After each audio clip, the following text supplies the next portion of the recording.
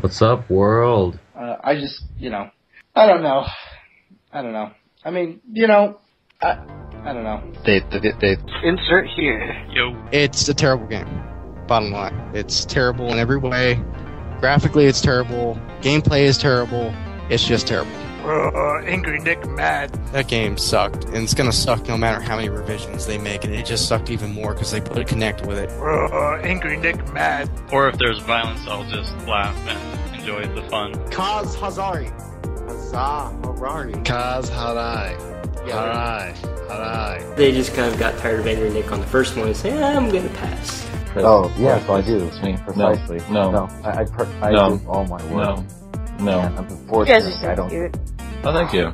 I try. I mean, let's face it, Mario and to a lesser extent Zelda is what carries Nintendo at this point. Always be radical. I love you, little podcast. You're the bestest thing ever. For the promise of a new Super Smash Bros. In the Zelda game, yes. You will not find a better story presented in any other game genre, in my personal opinion. Like, JRPGs have that. They have that story. That's what the entire game felt like. Oh my god, I want to bang my head into a wall. It's podcast again? Can someone remind me? I thought it was a video game podcast. You're listening to the Game Source Podcast. And we are live back again, recording. This time it's going to be a special conjunctional effort with our friends, well, since we're students as well, and faculty and staff and students of National University. But this is also as well working in partnership with our site, yourgamesource.com. You can also say this is, our 141st podcast. But for all intents and purposes, this will be on the air as well for National University from our friends at the NU Herald. My name is Gerald Glassford, sometimes known as Yes Elvis Lives on my video game, alternative lifestyle for lack of a better term. But I'm here today with my good friend and also fellow National University student. Did you want to attach any, like magna cum laude, or any other Latin words to promote just exactly how good you are and try and impress the people out there? It is Josh Peterson, the author of Vendetta Dark. How are you, my friend? I am fantastic. Thanks for asking. No worries. I was going to see if you wanted to add anything on there as far as it's concerned after National University student and whatnot. So I don't have any fancy titles. Okay, fair enough. Well, no, yes, you do. You are our resident comic book and Marvel expert, and also, well, DC expert as well. So there you go. Case in point, he's got his Civil War book. He is preparing. He is undergoing great studying at this point in time because this is a great week for comic book fans. Well, if internationally, if you already got a taste of what's going on, because Captain America Civil War kicks off the summer box office movie season in United States, anyways, this weekend. It's already debuted to over $200 million overseas. It is garnering money like gangbusters, as they say. Is doing very well. And I know Josh will have a lot to say about that. But first off, I want to touch on the movie itself a little bit. Marvel's been very careful to actually go into detail as far as it's concerned on what the outlining details of why the Civil War in the movie Marvel Cinematic Universe takes place. But I know there are some drastic differences, obviously, of course, because you can tell the story out over several series of comic books within the comic book lore. But tell me your thoughts going into it, because I know you have a ticket almost already in hand as far as it's concerned for a Thursday night showing, from what you told me. And you are eagerly anticipating it. And as you can see by my Avengers shirt, I am as well. I've got my girls all ready. They're all psyched. They want to go this weekend. But your thoughts this week on what you feel is going to happen for movie viewers at Captain America Civil War? That's the great thing about this movie is that I really don't know what to think. I know there's going to be a lot of superheroes fighting each other, lots of explosions, typical of a Marvel film. But right now, I'm really curious just what is going to cause this conflict. Like the trailers look awesome, but it's all extremely vague. Like you see Captain America sitting at a funeral. You see just Spider-Man bursting through a window fighting the Winter Soldier. It's all like really like quick flashes of everything, so it's hard to piece a story together. And because they don't have all the characters that are prominent in the comic book, they can't really do a whole lot with this. Since this is the first time, because Spider-Man was a huge part of the comic books. I don't know if you read them, but he was really at the heart of the Civil War. So it's hard, especially since they're just introducing him, to really go, do the arc that's true to the comic book. So I'm excited to see what's going to happen. As am I, indeed. I know, obviously the conflict and everybody seeing them go at it, the different comic book superstars go at it, and that's just eye candy for us, even the general fan at large, seeing all that displayed on screen. But if you could parlay that into the future for the Marvel Cinematic Universe and what conflicts may come out of it, because the Civil War, obviously is going to lead to a dissension among the group known as the Avengers. But how does that parlay into having them, obviously having to unite later with the already announced Infinity Wars coming up against Thanos here in 2018 and 2019 for Infinity War Parts 1 and 2, if I'm correct? Yeah.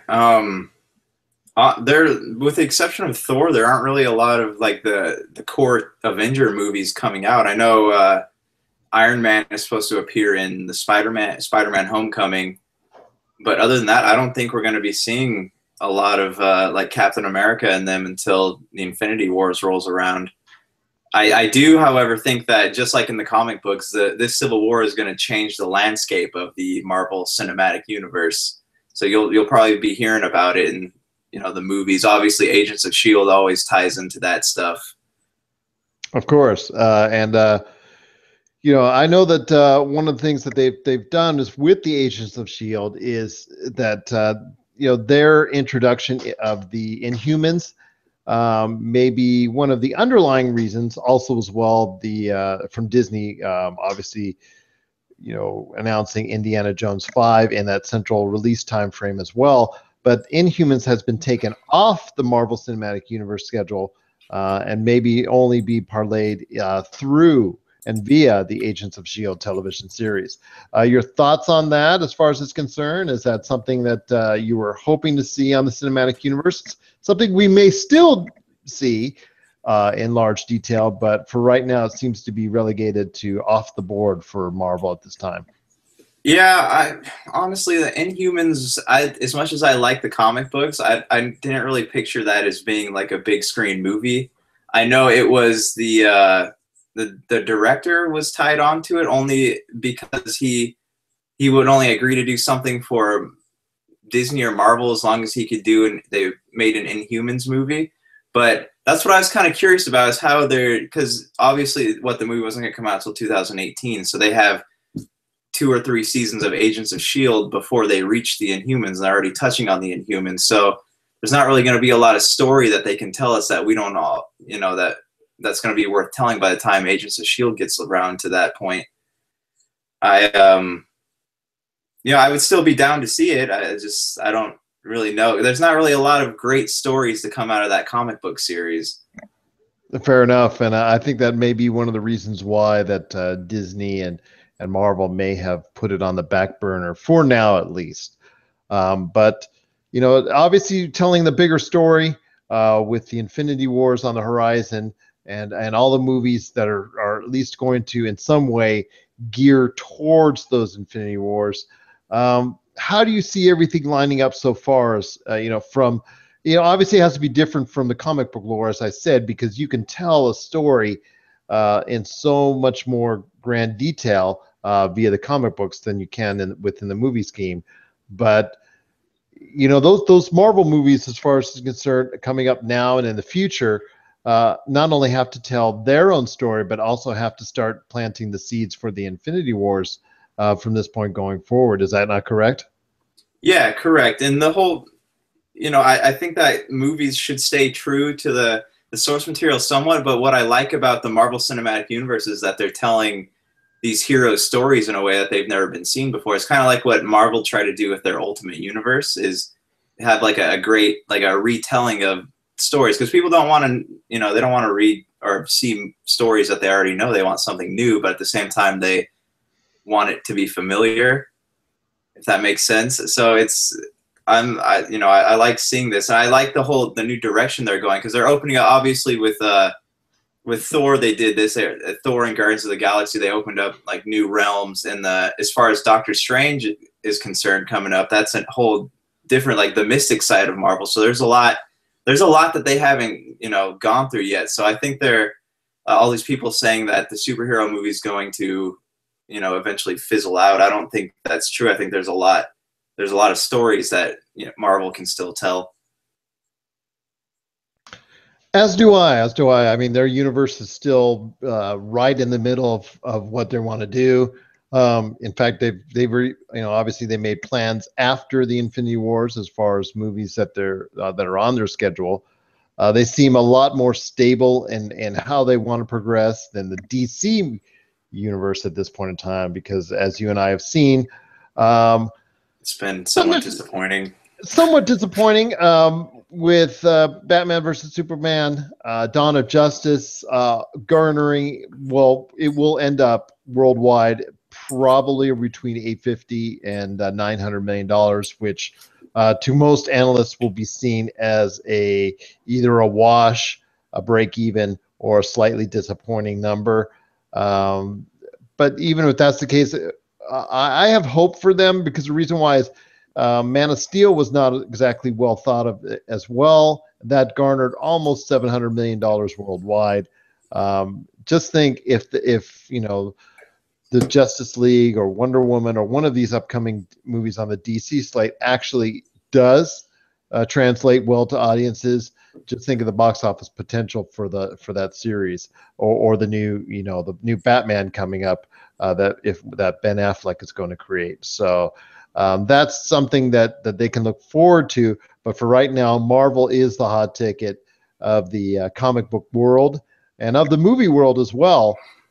So I ask you, Josh, is there some movies? Well, just 3 movies. I'll give you ask you for 3 movies you are looking forward to this summer movie season. Ooh, I have to say, Suicide Squad is on the top of my list. That's an August release, yes. Yes, absolutely. And I am actually really looking forward to Jason Bourne. I absolutely love those movies, love the books. So that's high on my list. There's another one I was looking at. I know they filmed some scenes here in Las Vegas. I know the movie seems to be in their limited introduction of the trailers and whatnot. Seems to be garnering great interest again because it is coming back to the original Bourne character. Yes. And Independence Day Resurgence is probably my number 3. I'm a sucker for nostalgia movies. So I didn't think the sequel would ever happen, but now that I've seen the trailers, and Jeff Goldblum's back, so I don't know how you can go wrong there. And that's something I want to ask you as far as it's concerned, because Ghostbusters is also coming out, and those two have had considerable gaps from previous movies. We have seen in the recent past several movies, most notably Zoolander 2, My Big Fat Greek Wedding 2, and several others who have had a great distance of years, 7, 10, 12, 15-year gap between movies, have not garnered the success because a lot of fans just, have grown. There are new fans that have come out to the movies, and they didn't get to see, or they have not seen the previous movies, so they don't have that kind of connection. And we've seen that transfer into a lot of box office failures. But your thoughts on, as far as it's concerned, because you said you want to see Independence Day, and I have seen it too and look forward to seeing the sequel. But your thoughts on movies like that and Ghostbusters, who have such a large gap in between as far as it's concerned? Do you think they can still connect with audiences in a large fashion? I think that movies have a shelf life. Like, if you want to make a sequel to it, you should wait no more than 5 years. I want to see Independence Day because I'm selfish like that. But you're always good. The problem is you're always going to have moviegoers who have been living under a rock, and they don't know what these classic movies are. But the good thing about it is they can always go back and watch them if they're curious. But the problem with they're talking about making a sequel to Top Gun and Blade Runner. I love Blade Runner, but yes, Blade Runner I am looking forward to. I want to say that right off the cuff. Oh yeah, that movie was amazing, but it's good and it's bad. It's good in the fact that it causes people to go back and watch these classic movies, but at the same time it's bad because it runs the risk of failure because it's they're from different eras. So you have if you watch the original Independence Day, obviously it doesn't look anything like the new one that's out with all the CG and But that's what I want to ask you. Is it allowing? Is it enticing people to go and see the original movie if they didn't catch it the first time, or they've grown up? Maybe they were kids when they first came out, like with Independence Day, and they didn't really, they weren't even born yet in some cases, and are they getting the incentive to actually watch the original source material as far as it's concerned, in your opinion? I think so, because I think it's the same principle as like with video games, because we're on Halo 5 right now, and obviously there's a new Call of Duty coming out. If the stories are connected, people are going to want to go back and play the original. So I feel like if someone sees the trailer for Independence Day or Resurgence and they're like, okay, that looks really cool, obviously they're going to do more than just watch the trailer. They're going to look into it, see if there's any prequels, see what the story is. So I feel like it has the potential to do it, but some people just, you always have those moviegoers who just don't really care that much. So that's the one danger with making a sequel like that. Fair enough. That movie is coming out in June, mid-June. My picks for the summer movie season, although those were 3 outstanding ones, which are high on my list as well. X-Men Apocalypse coming out Memorial Day weekend, and that will be in a heavy battle with Alice Through the Looking Glass, as both look to get that market share from the Memorial Day weekend. Warcraft, which I know a lot of our gaming friends have really been looking forward to for quite some time. That's coming out on June 10th. Because obviously because of the success of World of Warcraft for so many years, seeing how it translates onto the big screen is not only as a curiosity, but also as well because they have such a large and fervent fan base, even to this day, regarding pretty much all the Blizzard products, as we'll cover here in when we go into the video games issue part of it a little later on in the podcast. And then also Star Trek Beyond, which as a fan of the new Star Trek movies, because I've seen a lot of the Star Trek lore, previous movies, previous series, whatnot. I've seen an extensive list of them, but the Star Trek reboot in 2009 and Star Trek Into Darkness even 3 years ago, both provided for me great entertainment. I think basically Star Trek for me, the reboot has proven to be one of the best movies of the new millennia. In my opinion, I think it got J.J. Abrams the job for Star Wars.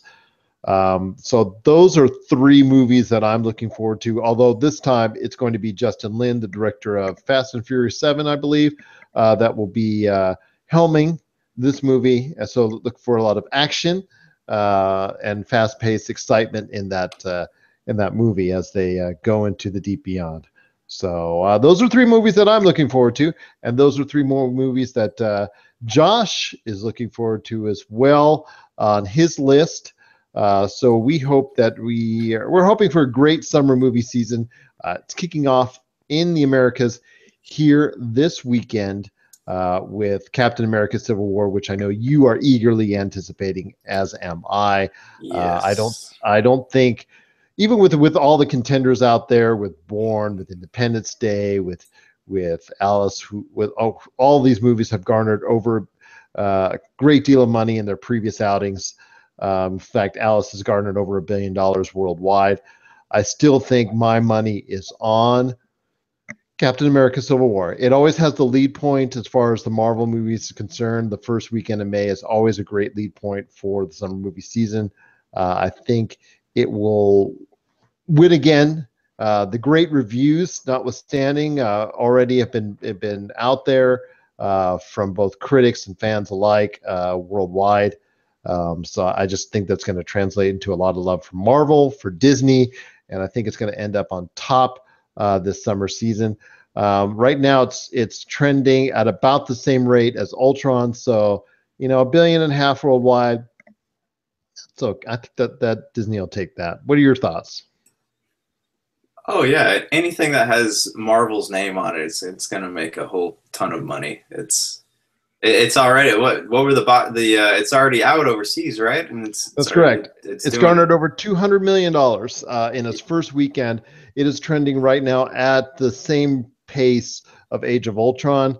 I know Doctor Strange is something I will hopefully talk to you later this year, because that might not have the same Marvel magic. And I know you were talking earlier about as far as the mysticism of the Marvel universe. But that's something for another day. I know we can touch on. But right now, it definitely looks like Captain America Civil War will be commanding the summer box office movie season. And I'm sure, is that what you agree as well? Oh, yeah, definitely. It's after this, people are going to be forgetting all about the Batman vs. Superman fiasco. I agree with you indeed. And they will have their heart set on watching comic book movies yet again. So that being the case, that's coming out in the month of May. And also, as we talked about the summer movie season kicking off here in the Americas, but is also May seems to be, has transitioned to a great month for video games.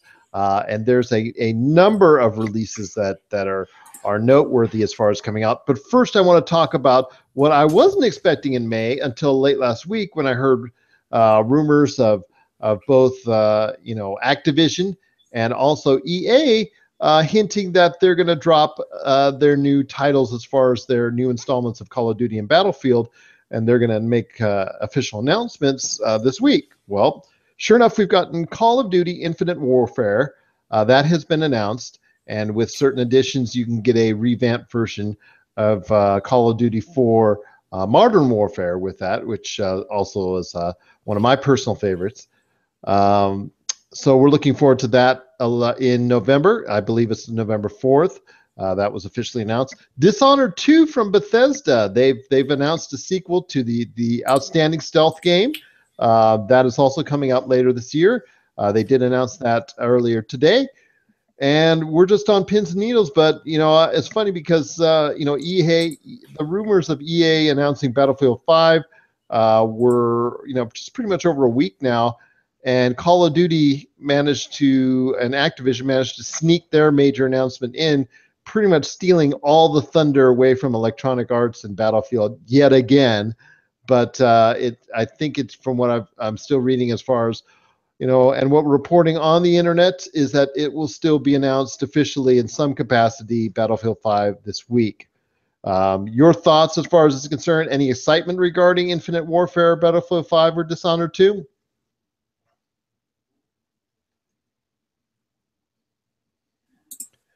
Sorry, I forgot I muted the microphone. Anyways, the Battlefield 5 is the World War I game, right? Is that what we're... Well, rumors have it, yeah, that it's going back to a World War I, as far as it's concerned. So we'll see if that actually happens and materializes. We could get word as early as tomorrow for the game.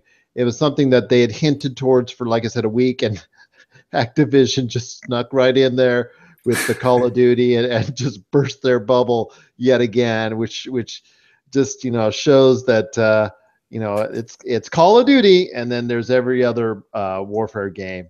It just kind of really just amuses me time and time again how they continue to upstage EA and Battlefield time and time again. Even though I personally, in later editions and recent editions, have personally favored the Battlefield series, but that's, like I said, it just from a consumer point of view, it seems like Activision is constantly getting the one up with the Call of Duty series.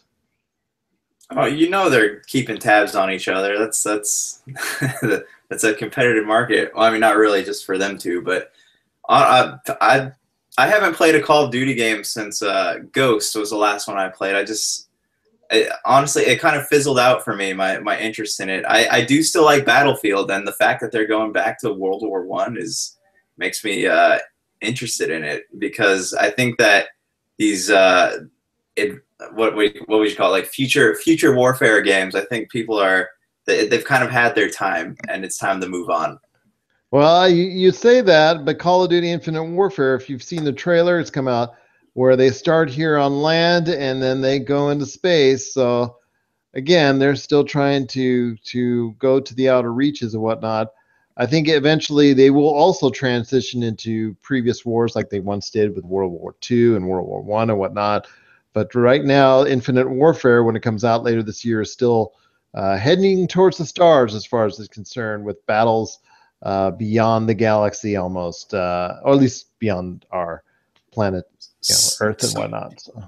Do you think they're trying to? So do you think they don't see Battlefield as a threat anymore? They're trying to compete with, obviously Doom is coming out, and they're trying to compete with Doom and Halo and those like space shooters now, like Dead Space.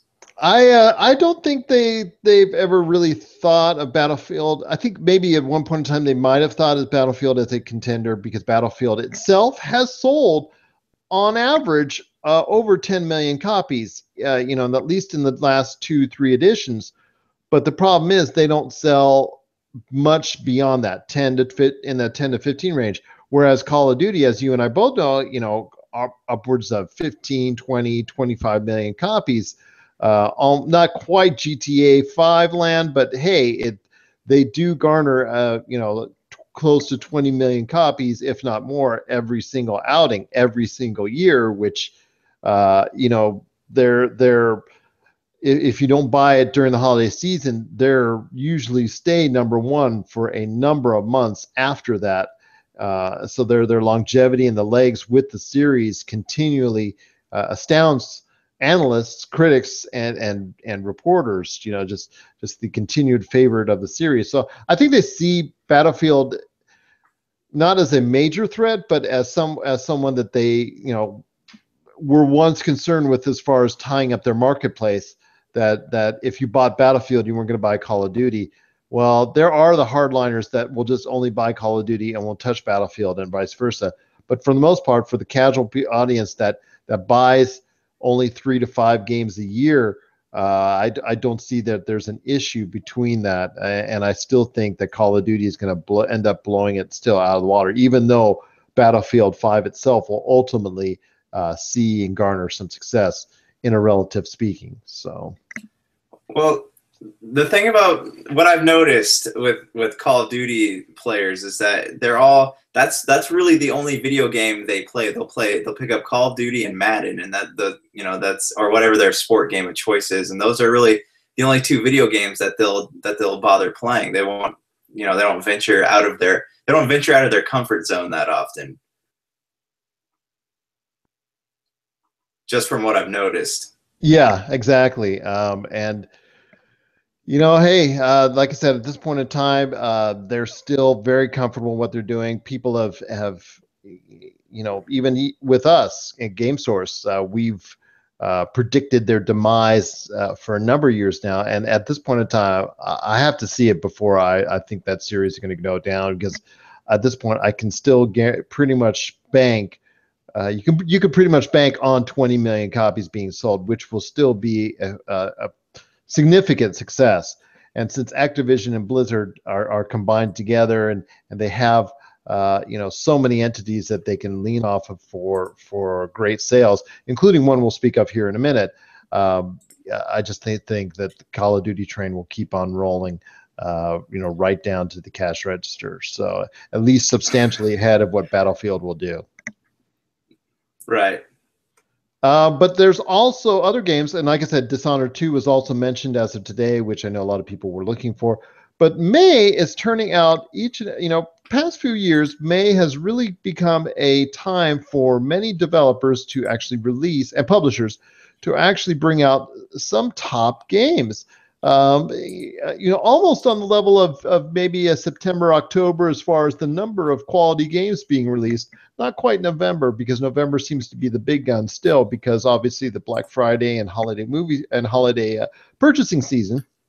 But still, May is still a very strong month for video games, and this month is no exception, and this year is no exception in May, because you have titles such as from 2K, Battleborn, obviously Uncharted 4, A Thief's End, which from Sony, the PS4 exclusive, which as you know is near and dear to my heart and Nathan Drake's heart, who's actually sitting right behind me.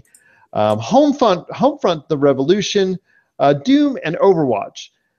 And to me, Doom obviously is a reimagining of the hit from the 1990s that reinvented the first-person shooter genre.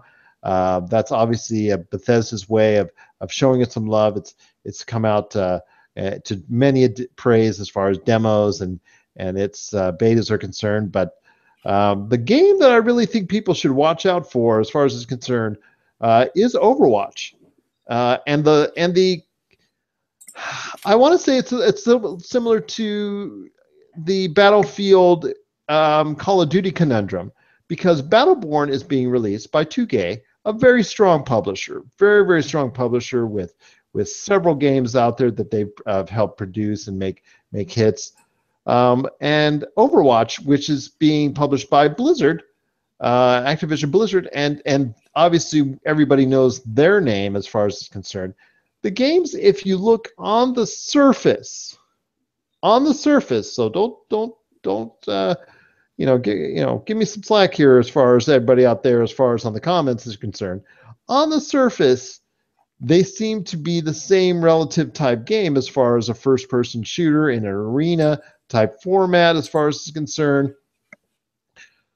But the tremendous appeal to Overwatch, because not only is it garnering traditional first-person shooter fans, but the fact that it is being produced by Blizzard. What I've noticed as far as the demos and the betas for that game as they've been played, and the comments that people are saying online as far as it's concerned, really have impressed me as far as how the actual end-up game will be selling once it hits shelves later this month. Because I can tell you right now, a lot of people who don't normally and would never touch first-person shooters, I'm reading online, I'm reading their comments. They're impressed with the game. They say, even though usually the comments are going, well, I'm lousy at first-person shooter games, but because it's Blizzard and because it's something that I really can connect with because of my experiences with Blizzard through Warcraft or what have you, Heroes of the Storm, that whole 9 yards, just seems to be as far as the bigger connection to them. And I think it's going to ultimately lead to Overwatch being a big seller as far as once it's released later this month, like I said. What are your thoughts as far as the games of May? I know Uncharted 4 is going to be pushed by Sony. It already has been. I think there's going to be some great success for that game as well. But because Overwatch is being put out on PC, Xbox One, and PS4, I really see some big success for that game, as opposed to Battleborn, which I think is going to suffer from the same Battlefield-like issues. It's going to sell, but not to the extent of Overwatch. Well, let's talk about Battleborn for a second, because it's made by, as you know, I love Borderlands. It's one of my favorite video games. And I think because Overwatch is made by 2K Games, everyone's going to expect it to be another Borderlands. So I think they're going to be, it's kind of like how, what was it, when Brink came out, everyone thought that since it was made by Bethesda, it's going to be like their role-playing games, but it ended up not being that great. I think that's going to be Battleborn's problem. It looks cool. I mean, I'm definitely going to check it out. What I'm looking forward to is I am looking forward to Uncharted 4. That's probably going to make me go drop the money on a PlayStation 4, which I've been putting off for a while. Get the Uncharted version. Is there a bundle? There's a bundle with Uncharted with a Nathan Drake Uncharted PS4. I'm thinking about getting it myself or trying to trade my PS4 for it. Thinking about doing it. Not sure, not 100%, but I'm hopeful I can pull some strings and get some help. Maybe from my friends at Retro City Games. You never know. To try and see if we can work something out. And shout out to Retro City Games, our good friends here in Henderson, Nevada. They're working hard with their new store as far as it's concerned, and we appreciate everything that they've done for us. But yes, definitely there's a new Uncharted 4 bundle coming out with a homage to Nathan Drake actually on the PS4 itself. Yeah, that sounds good. Now, but there'll also be some great, I'm sure, $2.99, $3.49 specials as well, and I'm sure you're going to start seeing that pop up here in a few days. But yeah, Uncharted 4, I can as I've shown my love for the series and called it, in my opinion, the greatest series ever in video game history. And I'm sorry to all Zelda, sorry to all Mario, sorry to all as far as you name it, Call of Duty fans and whatnot. To me, it is my personal choice, a series choice as far as quality series is concerned. And if somebody asked me to that's not familiar with video games, what series would I start with as far as from a storytelling standpoint? I don't think there's any better place to start than the Uncharted series. Oh, hey, everyone's entitled to their opinions on their favorite games. I think Uncharted is a great game because it doesn't really feel like you're playing a video game. Yes, it is, sometimes the game mechanics are a little frustrating, especially when you're in those firefights like in the markets and stuff, but it's a great game. That you don't really notice that you're devoting 8, 16, 20 hours of your life to this game. It's just it's fun to play all around. It's the type of game that actually people will sit down on the couch and sit down in the chair next to you and actually just watch and enjoy watching, because they are experiencing a lot like people that would experience a movie as far as from a storytelling standpoint is concerned.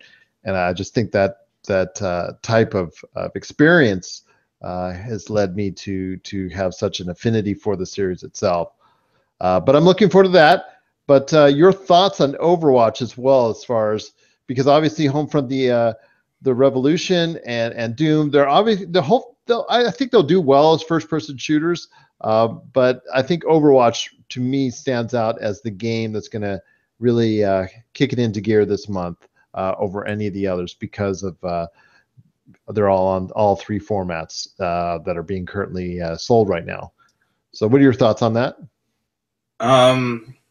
I haven't really looked too much into Overwatch. I know it's out there and I read a couple articles about it, but I haven't really watched any trailers for it. So I feel like I'm interested in it, but I want to know more about it before I go out and buy it. And like I said, the game itself has a lot of similarities to Battleborn, but I think because of so many people's so many gamers' fascination and familiarity with the Blizzard seal of approval, and that they tried it already. I've just seen so many comments on the internet and read so many stories and articles as far as people that are not normally into first-person shooters are into this because of their affiliation and love for the Blizzard product. And I think ultimately with Blizzard's successes, substantial successes over the many years in gaming that they have, I think this will continue that line of it, and we'll probably see a strong run throughout the rest of the year. Yeah, definitely. It's with a company like Blizzard, though, they always run the risk, because this is a different kind of game for them. So you always kind of run the risk of it's either going to do really well or people are going to hate it. But that's just a risk you got to take. I'm watching some footage of it right now. It looks really cool. I love the animation. I never got much into World of Warcraft, but this is definitely something I'd be interested in playing. There is an open beta coming soon, so look out for that. And also, if people get a chance, check us out on our GameSource Facebook page or Twitter at GameSource. And we can give you the latest news on when the open beta starts. In fact, we have previously, but we'll be posting more of that when it starts, so you can get involved in the open beta. because I have a feeling it's coming around very soon, if memory serves me correct. And we can give you constant updates on that, as we always do, at GameSource on Twitter, and also as well GameSource on Facebook from your friends at yourgamesource.com. But before we go, well, I actually want to touch on one last thing with the NX. But before we touch on the NX, I want to actually, as a fellow National University student, and we want to again thank National University for helping us, post this podcast and whatnot. We are truly appreciative of being a part of the NAU Herald. You can catch some of our written articles, and you can also catch the first 2 chapters of Vendetta Dark on the NU Herald. But outside of your great selling book, Vendetta Dark, which you can catch on Amazon, tell us a little bit more about what's going on with Josh as far as some of the things that you're doing, and would like to see people get out there so people can get more affiliated with your work. Oh wow. Really, I always have like these projects that I tend to not finish, but just because I get so excited about new stuff and it pops in my head, it's like fireworks constantly. But like you said, I wrote that book Vendetta Dark, and I'm trying to find the time right now to finish another book I'm working on called Congratulations, You Suck, and I'm hoping that'll be out soon. And what else have I got? I have a short story that's out now called Sinner Space. It's actually connected to Vendetta Dark. So it's kind of an indirect sequel. So if you liked Vendetta Dark, or if you're reading it on the NU Herald, I know they're going to eventually get to the end of the book. So if that's, if you want to read more, Center Space should hold you over until I get around to writing a sequel to Vendetta Dark. Right now, I've also got a web series in production called Beta about people who review video games, so it's kind of close to the heart. How can they catch that as far as it's concerned? How can they catch Beta? Beta they can watch on, I'm going to put it up on a YouTube channel for my production company called Pogue Media, so you can check us out on Facebook. We do all kinds of stuff from, if you have from school projects to music videos to weddings.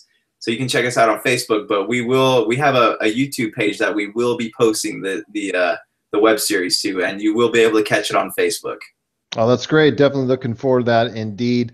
And when it comes out, definitely do what we can to spread the word. And just such an incredible series of stuff going on for you, Josh, and we wish you all the success with that.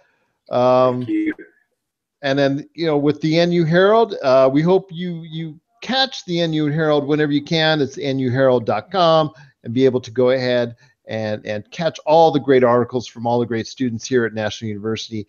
And if you are a student of National University and want to get involved with that, please contact the editor-in-chief, Michelle. She's been awesome as far as being able to get that stuff out there for as far as it's concerned, and as far as get those articles out there in detail. I know she's been great as far as accepting content for the NU Herald. So even if you're not a journalism major or whatnot, and you just like to write stories, you just want to share your opinion on the world at large, and you're a National University student, so check us out, nuherald.com, and you'll see the link right there to contact the editor or contact Professor Kelly, who's just been so awesome as far as, well, dealing with Josh and I, because we're probably two of our more troubled students over the past 2 years. So, what can we say about that?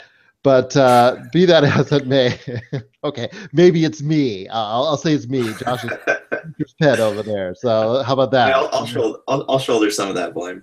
There you go. Fair enough indeed. But we truly want to appreciate all the work and all the help that Professor Kelly does for us well. But if you're interested as far as writing for the NU Herald, check it out, nuherald.com. They need and are accepting of tons of content if you have it, even if it's just some small article or whatnot, or just any type of contribution. It is greatly appreciated, because we really want to make the NU Herald really something big, to not only help promote the paper itself, but also as well to help promote, the school. Because I don't know, I can't speak for Josh, but I'm just from my words, dealing with Josh as far as over the past year and whatnot, my experience at National University has been outstanding, and I'm not being compensated. There should be an asterisk right there. Not a paid actor, as far as it's concerned, but it's been a great experience for me, and I truly appreciate my time at National University. I don't know, I would say the same. Is that correct for you as well? Oh yeah, they've been very accommodating to my work schedule, and it's been a nice experience. That's same for me as well, and I've truly enjoyed my experience coming back to school, especially after 25 years. It's really was very unnerving at first, back last year when I first started, but I really appreciate and really am glad I did it now. But before we go, I want to talk one little other announcement that came the other day at the Nintendo shareholders meeting. The NX was finally officially announced as coming March 2017 to retailers near you, along with Zelda, which will be simultaneously released on the Wii U and the NX. My question to you is, was this a good move by Nintendo, or would you have liked to seen it come out sooner, aka the holiday season? Well, there's no new consoles coming out from Sony or Xbox, so it's really, they're going to be the first to launch like a new generation of consoles. So as far as that's concerned, as long as they have something coming out, I don't know what E3 holds for them, but as long as they have something exciting coming out between now and then to kind of keep them afloat. I know this is a big deal for Nintendo, because if this doesn't sell as well as they're hoping it will, this could be the end of their console race, That's the problem. Nintendo has announced that there will not be any NX showing at E3. Zelda Wii U footage will be shown, at least to some detail. But other than that, not really a whole lot has been announced for E3 for Nintendo, which is kind of concerning for Nintendo fans everywhere, which might mean not a lot is coming out for the rest of the year for Nintendo. I'm kind of disappointed in one fashion that is coming out next March, because they will not be able to take advantage of being a new console out in the holiday season, where the major new release will be the PlayStation VR. My concern is that consumers will not have regrouped their money as far as for that substantial amount to buy a $400 or $500 console by March. So I'm not sure about sales if that's a concern. But I know from the aspect of them releasing in March, I know that part is good, where when you consider they're probably running behind as far as either Zelda, production on the console, or a number of games to launch with the NX, which obviously seeing several console launches yourself, launch lineups are usually lackluster at best. So maybe if they can provide a quality launch lineup, everybody will forget about that and will gain and spark some great interest in less than a year in March, whatnot. I just think that them to capitalize on consumer demand might have been better to release in November, but I realize from a logistics standpoint that may not have been ever in the cards. So final thoughts on the NX before we head on out? Well, you got to think about it. Like, yeah, they're missing out on, Black Friday, Christmas, obviously, like the big shopping days. But if it's not done, if it's still in production, like they're still working out the little kinks in it. They don't, it's better to just release when it's finished than try to rush it.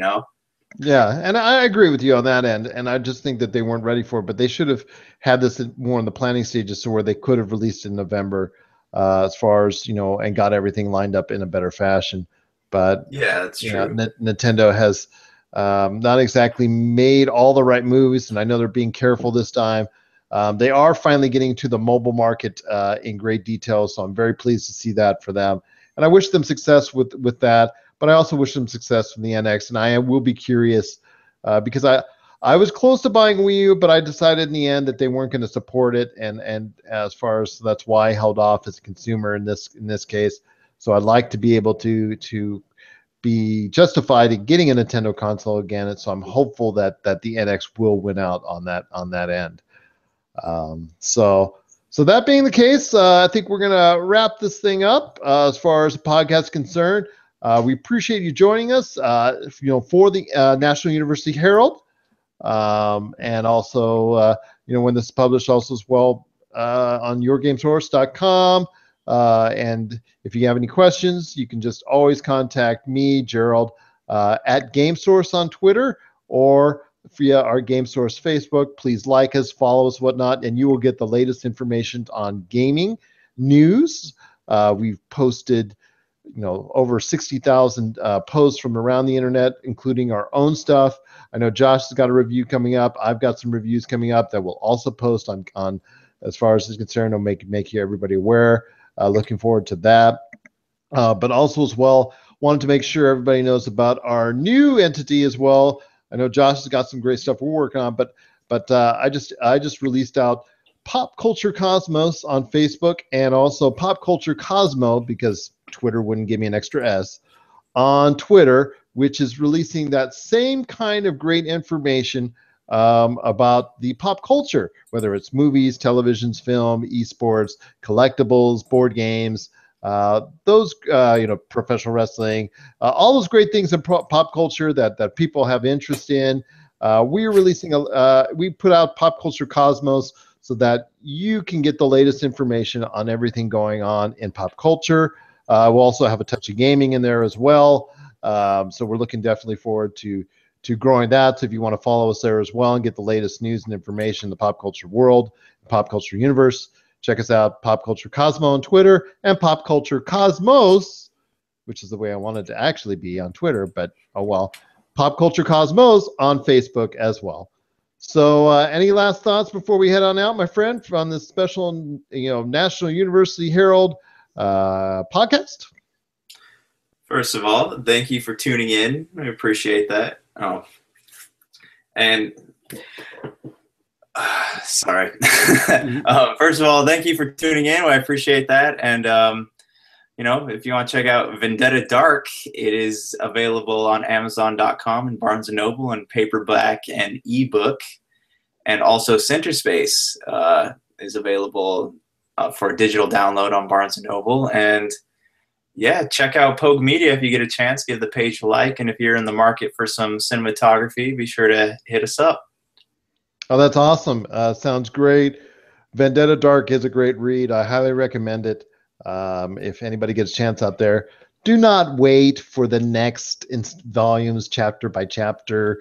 I mean, because the NU Herald is respecting the author and releasing it slowly, like fine wine, over a period of time. If you really like what you read so far, and the first few chapters are on the NU Herald, go and buy the book, because it's an awesome read, and I know you'll enjoy it indeed. So that's going to do it for us this time. But hopefully we'll be able to post more podcasts. Us or any National University students that like to podcast out there, we invite you to go ahead and join us on the National University podcast as far as it's concerned. We appreciate you taking the time to listen to us, taking the time to watch us. And this is, it also as well, Game Source Podcast 141, from especially, and give a shout out again to National University. So for me, Gerald Glassford, and my good friend and fellow National University student, Josh Peterson. It's been a pleasure.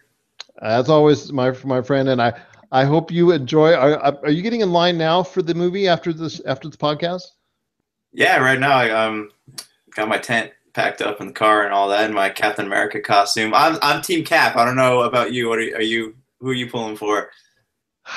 I wanted to say Team Cap as well, but I'm going to have to go say Team Iron Man, just because you said Team Cap, and I let you got first dibs on that. So I'm going to go Team Iron Man on that.